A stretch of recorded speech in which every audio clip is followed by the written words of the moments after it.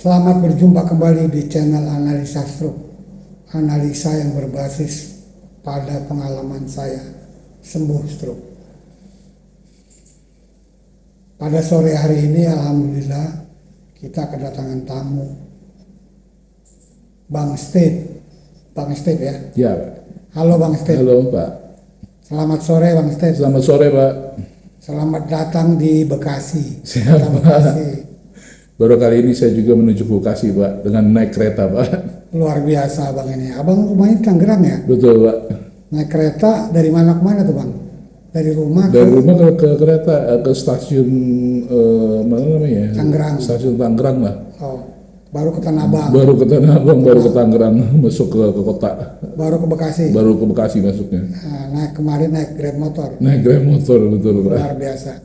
Itu perlu kita apresiasi sahabat. Bang Steve berjuang untuk mencapai Bekasi, bertemu dengan saya di sini dan kita berbincang-bincang. Dan masalah Bang Steve terkena stroke ini menarik perhatian saya. Karena apa? Karena ceritanya menarik. Mari kita coba bincang-bincang dengan Bang Steve. Apa yang terjadi dengan dirinya? Jadi Bang Steve, apa yang terjadi Bang Steve waktu Abang Steve terkena stroke sebetulnya? Ya, saya kebetulan terkena stroke di tahun 2021 di bulan Agustus tanggal 1. Itu pun saya masih ingat. Tanggal 1 Agustus 2021 saya terkena stroke. Saya tiba-tiba pusing-pusing, langsung saya tidak di rumah, saya langsung jatuh, langsung tidak bisa bangun. Sedang apa waktu itu Abang? Lagi tidur, sudah tidur. Ya, sudah tidur. Pas bangun pagi. Bangun pagi Nggak bisa bangun, nggak bisa bergerak, jatuh. Itu langsung saya kejang-kejang pada saat itu, Pak. Kejang-kejang? Langsung kejang-kejang, Pak. Jadi langsung saya kejang-kejang, langsung semua. Jadi pas terkena kejang-kejang langsung? Langsung. Jadi orang-orang pada kaget semua. Rumah kaget. Langsung saya dibawa ke rumah sakit. Sebelumnya Abang nggak pernah kejang-kejang? Nggak pernah kejang. Jadi terkena stroke kejang-kejang. Iya. Nah ini menarik ini Bang. Nah, Kita pengen tahu kenapa kok tidak seperti biasanya. Orang biasanya stroke kan jatuh-jatuh aja gitu. Nah, itu, lemes-lemes aja. Tapi tidak sampai kejang ini. Abang bisa ceritakan nggak? Nah itu Pak. Mungkin jadi, Abang bisa dengar dari dokter atau apa gimana? Ya, jadi saya dengar dari dokter dan saya cari tahu juga Pak kebetulan, ya kan. Jadi pertama pada tahun 2021 saya kena stroke, ya kan. Cerita awalnya setelah saya stroke itu saya dibawa ke rumah sakit dan dokter belum tahu penyebabnya apa, tapi saya sudah kejang pada saat itu pertama kali. Terus habis itu setelah kejang saya di rumah sakit saya 1 bulan, habis itu saya setelah 1 bulan di rumah sakit tipe pulang, udah saya tidak kejang lagi tuh Pak sampai 3 bulan. Nah stroke saya pikir nggak masalah, udah stroke gitu kan, ya udah gitu kan, mikir stroke aja. Ternyata saya kejang lagi setelah 3 bulan Pak. 3 bulan? Ya, di bulan November saya kejang lagi. Sebabnya apa? Nggak tahu penyebabnya Pak, tiba-tiba kejang aja. Lagi tidur, saya lagi tidur tiba-tiba saya kejang. Jadi lagi tidur, kok ngerasa kejang, langsung saya nggak bisa bangun, langsung.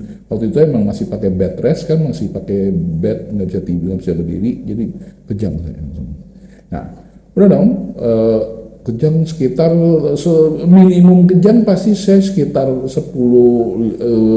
paling 5 menitan, 3 menitan, 2 menit, 3 menitan pasti saya kejang. Ada yang menolong?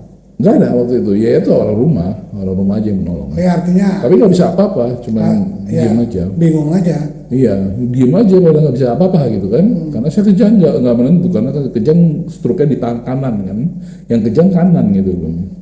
Jadi yang kejang itu yang terkena stroke itu? Iya, yang kanan. Tapi seluruh badan saya akhirnya jadi bergetar juga, kejang juga semuanya, hampir seluruh badan saya. Tapi kalau yang ini normal, yang kanannya, yang kirinya normal. Tapi Abang sadar waktu itu? Sadar, jadi setengah sadar waktu itu Pak Pak. Itu yang awas tutur kejang pertama tuh saya setengah sadar. Jadi kayak mau sadar tapi nggak sadar gitu. Jadi tiba-tiba bangun gitu kan, kejangnya selesai baru saya stop gitu. Setelah kejang selesai baru saya stop gitu kan. Nah, terus kejadian lagi udah tuh nggak kejang tuh setelah itu sampai di Januari awal tanggal 1 Januari Saya kejang lagi, Pak. 2023. 2023. Nah, jadi setelah 1 tahun saya mengalami itu terus kejang bolak-balik rumah sakit, kejang terus, kejang bolak-balik terus, nggak pernah sembuh. Akhirnya sampai 2022 saya kejang lagi, saya baru ngalamin tuh kejang lagi 2022 tuh. Itu selang berapa lama dari kejang yang terakhir?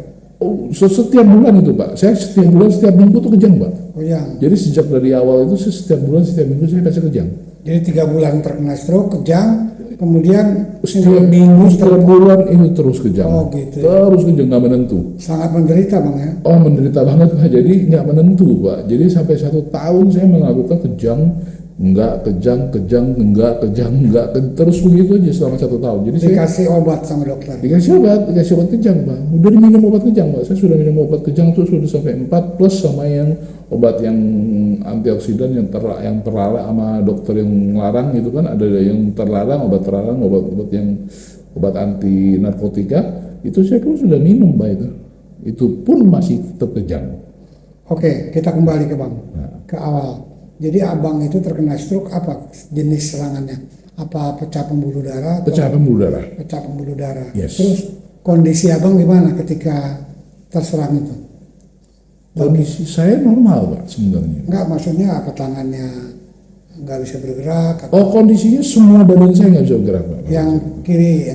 Yang kanan, sorry, Ya. yang kanan. Yang kanan nggak Yang bergerak. tidak bisa bergerak sama sekali. Mulut, Kenapa? mulut mencong nggak? Mulut nggak mencong. Nggak mencong. Mulut nggak mencong. Kaki Enggak. Kaki mati rasa semuanya. mati rasa semua. Berarti abang otomatis nggak bisa berjalan ya? Nggak bisa bergerak Pak. Bukan yang nggak bisa bergerak, jalan ya Pak. Bergerak pun nggak bisa. Saya harus pakai ranjang yang rumah sakit yang untuk didiriin saya. Berapa lama itu Bang? 5 bulan Pak. 5 bulan lah Pak. 5 bulan. Saya melakukan terapi kan akhirnya kan Pak. Jadi abang setelah terkena stroke, kemudian di rumah sakit berapa lama? 1 bulan 1 bulan, kemudian setelah itu abang melakukan terapi di rumah. terapi di rumah. Yes. Terapi apa itu? Terapi suster aja, jalan, terapi untuk berdiri dulu. Oh, fisioterapi. Fisioterapis. Fisioterapi. Duduk, untuk duduk dulu, pakai ranjang yang saya beli. Jadi duduk dulu, terus kaki dipijit, kaki diolah, kaki dipaksa untuk bergerak gitu kan. Nah, Abang undang ya, saya panggil suster untuk datang. dari rumah sakit ya? Iya, setiap minggu 2 kali, 3 kali lah, 2-3 kali lah. Dan apa yang terjadi setelah itu? Abang bisa jalan? Setelah itu saya bisa jalan itu sekitar 5 bulan sudah bisa jalan. Sudah bisa jalan? Sudah bisa jalan normal. Bisa jalan normal? Ya, sudah bisa jalan normal tapi masih pakai tongkat. Masih pakai tongkat. Ya, tapi artinya udah bisa jalan. Yes, sudah bisa jalan tapi masih pakai tongkat. Itu aja. Jadi, tapi serangan Kejang-kejangnya masih itu pada waktu 3 bulan. Masih ya 3 bulan awal, habis itu sampai sekarang sampai terus itu sampai 1 tahun di 2022 sampai 2023 itu masih terus kejang. Sekarang 2023 baru mau lepas kejang. Belum, kita ngomongnya sama dokter, saya bilangnya baru mau lepas kejang. Jadi belum lepas kejang. Abang kesimpulannya gimana mau lepas kejangnya? Jadi kesimpulannya adalah kalau dokter bilang, nah kebetulan saya ketemu ke dokter bilang ternyata saya ketemu dokter yang lebih profesional mungkin ya, dokter itu mengerti kebetulan. Saya bilang diagnosa itu dokter itu kita harus mencari diagnosa dokter orang yang mungkin yang lebih, kalau dokter ini tidak bisa berarti harus cari dokter yang lebih bagus lah.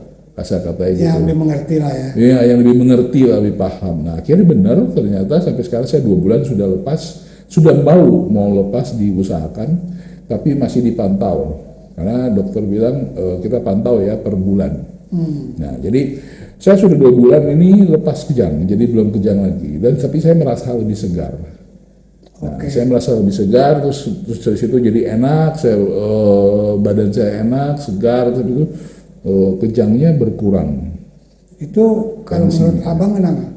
Nah, menurut saya, menurut dokter, jangan menurut saya Pak. Menurut dokter? Menurut dokter Pak, menurut dokter ternyata saya punya penyakit. yang namanya dibilang moya-moya sindrom. Moya-moya sindrom. Ya, penyakit moya-moya sindrom. Apa itu Bang? Nah, penyakit ini penyakit yang baru ditemukan di 61 tahun 1961 baru ditemukan sama orang Jepang. Kalau saya nggak salah sekitar itu ya. Kalau maaf kalau saya salah. Saya soalnya baca, saya cari Pak, moya-moya sindrom itu apa? Saya penasaran gitu loh Pak. Apa sih moya-moya sindrom? Oh ternyata benar. Ternyata ini penyakitnya. Ternyata saya punya ternyata otak saya mengalami perubahan dari lahirnya perbedaannya. Jadi perbedaannya otak saya berubah jadi dari lahirnya, Pak. Dari sejak lahir? Sejak lahir, Pak. Ini jadi penyakit genetik, Pak. Ini bawaan lahir? Iya, ini penyakit genetik ternyata, Pak. Iya, okay. Jadi bawaan lahir penyakit genetik yang dimana otaknya ternyata berubah, tidak sesuai dengan sepertinya.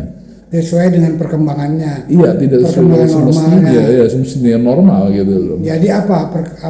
Nah, dokter bilang katanya ini adalah ada penyempitan di pembuluh darahnya. Pembuluh darah halusnya itu ada penyempitan di otaknya. Penyempitan bawaan. Iya, karena perkembangan dari otak itu yang tidak sesuai gitu loh. Iya.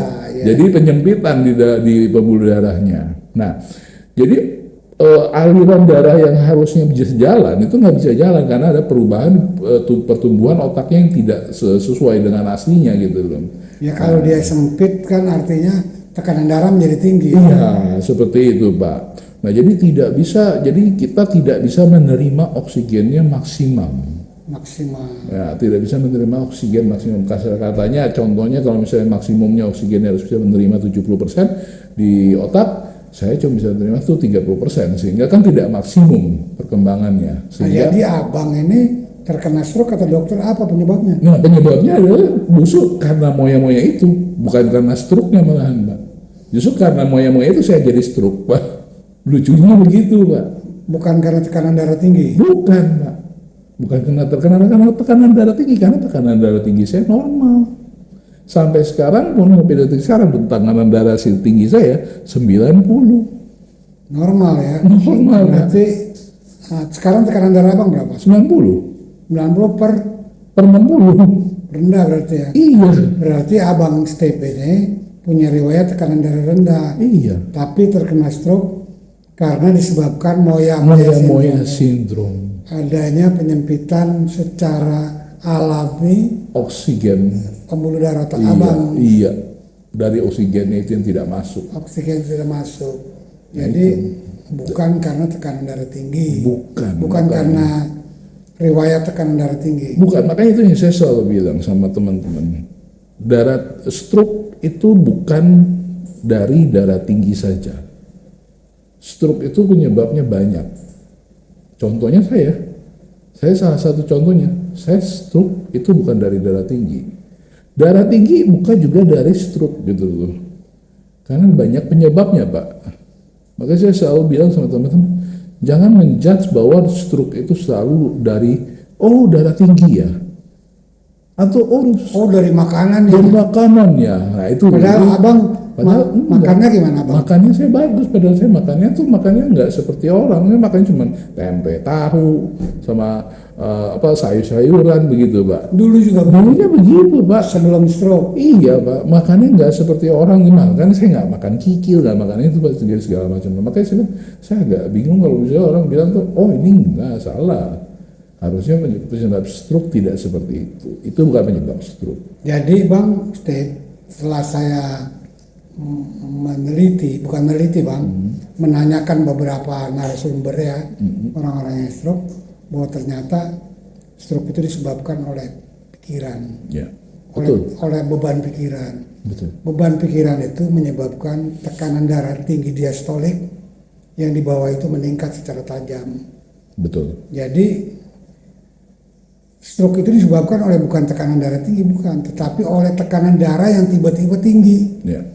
Seperti abang kasusnya misalnya Bang Steve, dia memang sudah ada penyempitan ya, tiba-tiba tekanan beban pikiran naik kan, dia kan menjadi tinggi tuh. Nah ketika tinggi itulah dia sempit, ya, stroke. Betul Pak, saya akuin itu Pak. Ya. Jadi kenapa saya akuin itu Pak? Karena 3 bulan sebelum saya stroke Pak, Saya kan pas pandemi kan tidak bisa kerja, Pak. Saya di rumah saja, duduk aja, terus habis itu kerjanya by handphone, by laptop gitu kan. 3 bulan saya sebelum stroke, itu saya kerjanya kayak orang gila, Pak. Tidurnya nggak menentu, Pak. Stres berat ya? Iya, jadi tidur tidak menentu. Tidurnya jam 5 baru tidur, jam 6 baru tidur. Jadi cuma 1 jam tidur, cuma setengah jam. Kadang-kadang malah nggak tidur loh seharian, Pak. Iya, iya. Nah, itu saya setuju, Pak. Itu penyebabnya, Pak. Kalau terlalu capek, makanya saya bilang sama teman-teman, istirahat. Baik. Iya, jadi tekanan yang tiba-tiba tinggi, Betul. tekanan yang tiba-tiba tinggi akibat stres, capek. Betul, sepakat. Gitu, ya. Sepakat, Pak. Terus emang dulu abang kerjanya apa? Dulu saya sering jalan-jalan, Pak, ke luar negeri, Pak. Sering saya ada punya kantor di travel, Pak, di luar negeri, Pak, di Bangkok, Pak. Oke. Nah, jadi beban stresnya dulu ringan, Pak, karena kan enak, Pak, jalan-jalan, Pak, sambil kerja gitu, Pak. Ya. Kemudian tiba-tiba pandemi, tiba-tiba nggak bisa keluar, Nggak bisa keluar. bisnis hancur ya mungkin karena COVID, kemudian stres itu ya. Iya, Pak, betul. Nah, itu yang saya alamin, Pak. Nah, jadi saya begitu saya kena seperti itu, ya itu saya bilang, ini jangan sampai salah. Orang sering salah. Kok stroke itu dianggap sebagai penyebab darah tinggi, penyebab itu salah, saya bilang. Ya, ya. Itu enggak, itu Tapi penyebabnya. tekanan darah yang tiba-tiba meningkat Ya. karena beban pikiran dan terlalu capek. Betul, dan terlalu capek. Itu yang saya selalu bilang, terlalu capek, istirahat. Terlalu capek Saya karena bilang. orang yang terlalu capek juga pembuluh darah bisa menyempit juga. Betul. Jadi double, alaminya memang udah sempit, ditambah terlalu capek sempit. Iya. Nah, itu yang saya alamin, Pak. Nah, itulah. Jadi inilah yang disebut moya-moya sindrom. Nah, kejadiannya di moya-moya sindrom adalah saya kejang-kejangnya, saya sering kejang. Nah, itu. Sekarang udah 2 bulan ini enggak ya? 2 bulan ini enggak, Pak. Mudah-mudahan. Sebabnya apa, Bang? Boleh dijelaskan nggak? Kenapa, Pak? Sebabnya? Sebabnya apa abang 2 bulan ini enggak? Saya dilakukan DSA oleh dokter. Oh, desa oleh dokter. Nah, saya dilakukan DSA sama dokter. Dokter memutuskan untuk DSA, dan habis itu setelah DSA tuh saya lebih segar. Saya lebih segar, jalan darah saya lebih baik, lebih bagus, kelihatannya udara saya lebih bagus, jadi saya lebih enak gitu kan. Nah, sehingga begitu kita DSA, saya lebih enak. Jadi mudah-mudahan berhasil. DSA itu, mudah-mudahan Bang, saya doain. Jadi DSA itu membersihkan pembuluh darah otak ya? Iya, seperti itu kayaknya, Pak.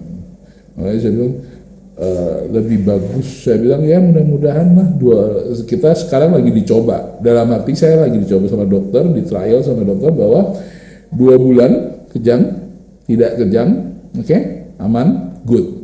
3 bulan tidak kejang, aman, good. 4 bulan, 6 bulan tidak kejang, aman, good. 1 tahun tidak kejang, aman, good. 3 tahun, 2 tahun tidak kejang, aman, good. 3 tahun tidak kejang, aman, good. Saya langsung lakukan CT scan lagi. Oke.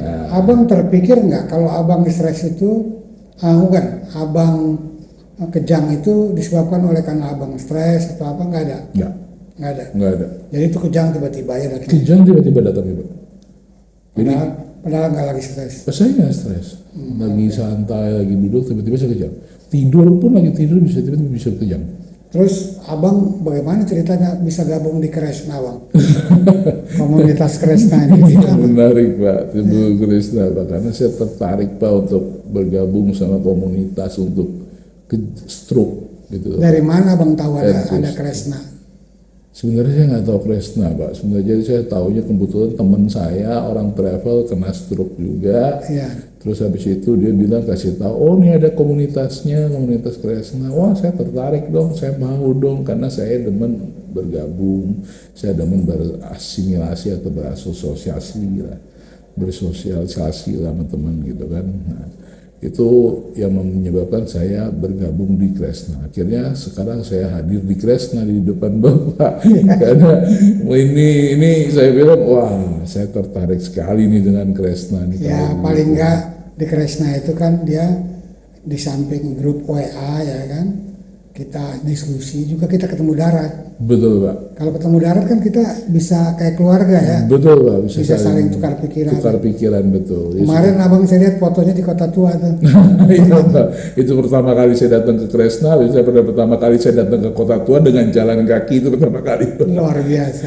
Pertama kali Pak. Luar biasa. Yang sebelumnya nggak pernah Pak saya alamin Pak. Satu kehidupan baru bang ya. Kehidupan baru dulu saya Ya. Pak. Karena saya, ya itu saya bilang, saya jujur, saya sudah sempat desperate Pak, karena tidak ada komunitas. Saya sempat desperate, kok tidak ada, kok saya cari-cari komunitas stroke, tapi kok tidak ada respon. Saya komunitas apapun saya cari-cari tidak ketemu, tidak ada respon. Nah oleh karena itu makanya saya bilang, saya ketemu komunitas Kresna, dan komunitas Kresna menyampaikan hal baik dan memberikan hal baik. Oleh karena itu makanya saya bilang, saya harus bergabung di komunitas Kresna. Oleh karena saya mau bergabung di komunitas Kresna. Nah itu karena saya harus bukan karena hidup saya harus berubah karena stroke, tapi karena komunitas Kresna bisa merubah kita, merubah saya, merubah orang lain, dan merubah siapapun yang kena stroke. Kita saling berbagi. Yes, kita bisa saling berbagi. Dan kita bersama-sama bangkit. Iya betul. Dan seperti yang Bapak, kalau nggak salah Bapak sama siapa yang sering bilang, dia bilang bersama kita bisa. Ya, betul ya Pak ya. Bersama kita bisa. Bersama kita bisa gitu. Nah dari situlah menurut saya itu slogan yang cukup bagus Pak, yang menurut saya emang harus dibawa terus, bahwa kita stroke tetap bisa berkarya, tetap bisa berkarya, tetap bisa bekerja, dan kita tetap memang mungkin kadang-kadang penghasilan susah nyari orang stroke, siapa yang mau kerja, ya mungkin itu urusan nanti ke pemerintah kita ngomongnya, tapi tetap kita harus bisa berkreasi. Ya. Intinya seperti itu sih Pak. Oke Bang, saya kira menarik sekali pembicaraan kita ini. Baik. Mudah-mudahan bisa menjadi inspirasi bagi sahabat-sahabat di luar sana. Saya kira kita cukupkan sekian ya Bang Steve. Sampai berjumpa kembali di lain tema. Baik. Bye. Bye.